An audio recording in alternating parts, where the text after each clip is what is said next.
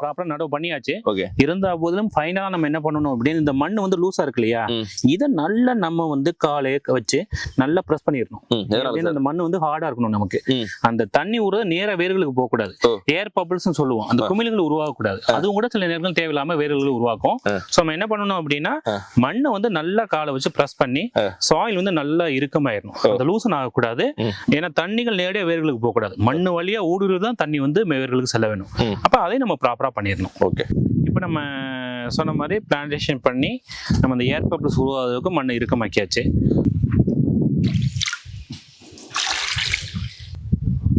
இந்த மாதிரி உயிர் தண்ணி கொடுக்கும்போது நீங்க பார்க்கணும் ஏர் பபிள்ஸ் எதுவும் உருவாகக்கூடாது. அதுதான் முக்கியம். ஏர் பபிள்ஸ் இருந்துச்சுனாவே அப்போ பிளான்டேஷன் பண்றதுல அவங்க ப்ராப்பரா நமக்கு கம்ப்ரஸ் பண்ணலன்னு அர்த்தம். அப்படி இருந்துச்சு அப்படின்னா இந்த தண்ணி என்ன ஆகும், நேரடியாக வேர்களுக்கு போகும். அப்போ வேர்களுக்கு மாதிரியான பிரச்சனை வரும். எப்பவுமே தண்ணி வந்து மண் வழியா ஊடுதான் வேர்களுக்கு போய் செல்லுமே வழியா நேரடியாக வேர்ல போய் படக்கூடாது. ஸோ அதனாலதான் நம்ம ஃபைனல் ஸ்டெப் என்ன சொல்றோம்னா மண்ணை வந்து நம்ம ப்ரெஸ் பண்ணிடணும்னு சொல்லிடுறோம். இதுதான் முறையான ஒரு பழக்கன்றை நடக்கூடிய முறை.